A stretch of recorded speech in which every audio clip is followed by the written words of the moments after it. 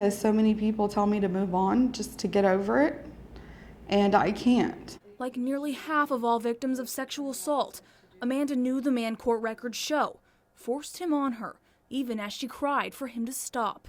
Dazed and confused, she couldn't escape fast enough. There was a lot of emotions going on, and I just remember trying to get to my car as quick as I could. Almost immediately, the man was texting Amanda, apologizing, blaming alcohol, pleading with her not to tell anyone, especially not his wife, Amanda's best friend of 20 years. I can't help but wonder and blame myself. If I would have went to the police right then, she's my best friend, that's her family, that's her life. And so how am I supposed to ruin that?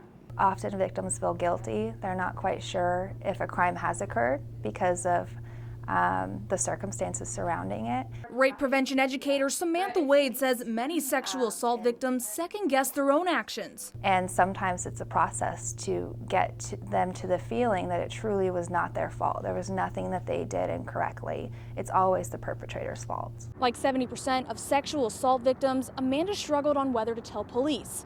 Once she did, 25 hours later, there was no turning back. And every time she had to tell the story, the wound reopened. That was very intrusive and humiliating. Not only did it just happen, but you have to tell every detail. In the month it took police to make an arrest, Amanda says she lost everything. You lose your sanity. I lost my job, I lost the place I live. My kids were uprooted, and all because of somebody else's actions. They're a human being who's been violated, and our community wants to get this vermin off the street. District Attorney Steve Kunzweiler knows the legal system can sometimes make victims feel violated all over again. We spend so much time teaching our daughters how to avoid being raped, as opposed to teaching our sons how to treat and respect a woman. His office provides advocates and other resources to help victims recover, because they can't guarantee convictions. Many cases end with a plea bargain. I feel like it's been a horrible experience.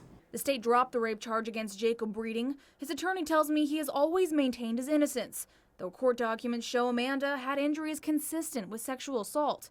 He pleaded guilty to indecent exposure.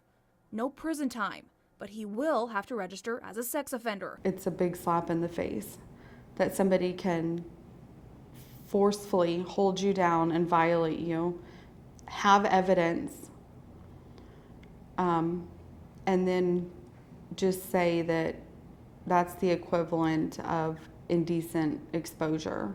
Amanda hopes her story will give victims the strength to come forward and help change the system. We all have to make one voice and be heard, because if not, nobody's going to do anything.